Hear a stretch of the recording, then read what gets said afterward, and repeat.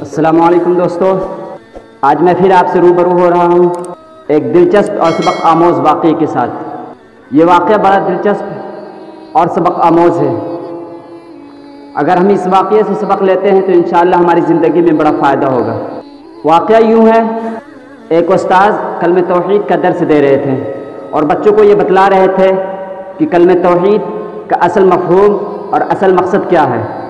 استاذ کو پرندے اور بلی پالنے کا بڑا شوق تھا۔ کسی دن ایک بچے نے آ کر اپنے استاذ محترم کو ایک تحفے میں، ایک گفٹ میں طوطا دیا۔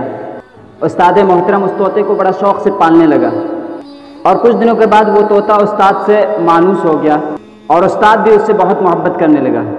جب یہ طوطا استاد سے مانوس ہو گیا اور استاد اس طوطے سے بہت محبت کرنے لگا تو جب وہ کلاس لینے کے لیے، جب وہ درس دینے کے لیے آتے تھے تو اپنے ساتھ اس طوطے کو بھی لے آتے تھے اور وہاں کلمہ توحید پر بچوں کو درس دیتے تھے، جس کی وجہ سے طوطا بھی لا الہ الا اللہ کا ورد کرنے لگا، یعنی لا الہ الا اللہ رٹنے لگا۔ اس کی زبان پر ہر وقت لا الہ الا اللہ جاری رہتا تھا۔ اس وجہ سے استاد اور بھی محبت کرنے لگے۔ کچھ دنوں کے بعد بچوں نے دیکھا کہ استاد محترم رو رہے ہیں، تو بچوں نے استاد سے رونے کی وجہ پوچھی تو استاد محترم نے بتایا کہ آج طوطا مر گیا ہے۔ تو بچوں نے کہا کہ اس میں رونے کی کیا بات ہے، ہم آپ کو اس سے بھی خوبصورت اور اس سے بھی بہترین طوطا آپ کو لا کر گفٹ میں دے دیں گے۔ تو استاد نے جو بات کہی وہ بات ہمارے لیے سبق آموز ہے۔ اس بات سے ہمیں سبق لینا چاہیے اور ہمیں ہماری زندگیوں میں اس بات کو شامل کرنی چاہیے جس سے ہماری زندگی سنور سکتی ہے۔ استاد نے کہا کہ وجہ یہ نہیں ہے کہ طوطا مر گیا ہے، وجہ یہ ہے کہ جو طوطا ہر وقت لا الہ الا اللہ کا ورد کرتا تھا، ہر وقت اس کی زبان پر لا الہ الا اللہ جاری رہتا تھا، لیکن جیسے ہی بلی نے اس طوطے کو اپنے منہ میں دبوچا، طوطا ٹائیں ٹائیں چلانے لگا۔ جو طوطا ہر وقت لا الہ الا اللہ پڑھتا تھا، جس کی زبان پر ہر وقت لا الہ الا اللہ جاری رہتا تھا، وہ بلی کے دبوچتے ہی ٹائیں ٹائیں اور چیخنے چلانے لگا۔ تو اس کی وجہ یہ تھی کہ طوطا دل سے لا الہ الا اللہ نہیں پڑھتا تھا، بلکہ اس نے زبانی یاد کر لی اور رٹا لگا لیا تھا۔ وہ ہر وقت رٹتے رہتا تھا۔ اگر دل سے پڑھا ہوتا تو اس وقت بھی اس کی زبان سے لا الہ الا اللہ جاری ہوتا۔ تو رونے کی اصل وجہ یہی ہے کہ ہم بھی ہر وقت لا الہ الا اللہ پڑھتے ہیں اور نمازیں پڑھتے ہیں، لیکن اس میں اخلاص نہیں ہوتی ہے۔ تو ڈر اس بات کا ہے کہ کہیں ہماری موت آئے اور ہم بھی اس طوطے کی طرح چیخنے اور چلانے لگے۔ جس وقت ہماری زبان پہ لا الہ الا اللہ جاری ہونا چاہیے، جس وقت ہماری زبان پر اللہ کی کلمات جاری ہونی چاہیے، اس وقت اگر ہم چیخنے اور چلانے لگے تو ہمارا حشر کیا ہوگا۔ رونا اس بات کا ہے اور یہ سچی بات ہے اور یہ حقیقت بات ہے کہ ہمارے اعمال جو آج ہیں وہ صرف دکھاوے کے لیے ہوتا ہے۔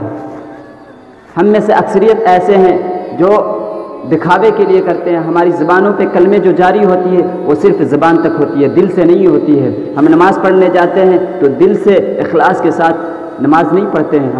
ہم اللہ کی عبادت جو کرتے ہیں وہ اخلاص کے ساتھ نہیں کرتے ہیں۔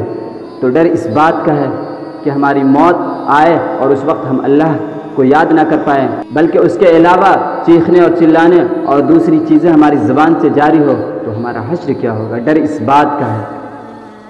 تو میرے دوستو، ہمیں اس چیز پر غور کرنا چاہیے، اس واقعے سے ہمیں سبق لینا چاہیے، اس واقعے سے ہمیں سبق حاصل کرنا چاہیے کہ کیا ہم جو لا الہ الا اللہ پڑھتے ہیں، ہم جو نمازیں پڑھتے ہیں، ہم جو اللہ کی عبادات کرتے ہیں، کیا وہ سچ مچ ہم خالص اللہ کے لیے کرتے ہیں، ہم دل سے کرتے ہیں، یا بس ہماری زبان پہ یہ جاری ہوتا ہے اور ہم مسجدوں میں نماز پڑھنے جاتے ہیں تو بس ہمارے اعضاء ہلتے اور ڈولتے ہیں، یا حقیقت میں ہم اخلاص کے ساتھ اللہ کی خوشنودی کے لیے کرتے ہیں؟ اگر اللہ کی خوشنودی کے لیے کرتے ہیں، اخلاص کے ساتھ کرتے ہیں، دل کے ساتھ لا الہ الا اللہ پڑھتے ہیں، تب تو ہمارے لیے مبارکباد ہے۔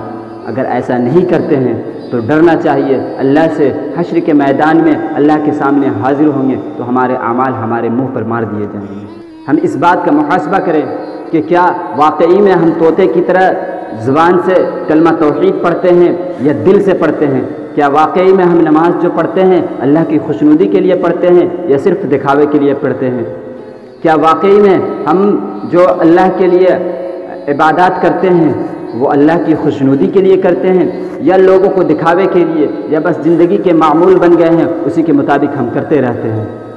تو اس بات کا ہم محاسبہ کریں، اور اگر ہم واقعی میں اللہ کے لیے کرتے ہیں تب تو مبارکباد ہے، اگر نہیں کرتے ہیں تو ہمیں ڈرنا چاہیے اور تمام عبادات اور تمام عمل اللہ کی خوشنودی کے لیے دل سے اور سچی اخلاص کے ساتھ کرنا چاہیے۔ اللہ تعالی ہم سب کو تمام اعمال اخلاص اور للہیت کے ساتھ کرنے کی توفیق عطا فرمائے، آمین ثم آمین۔ السلام علیکم ورحمۃ اللہ وبرکاتہ۔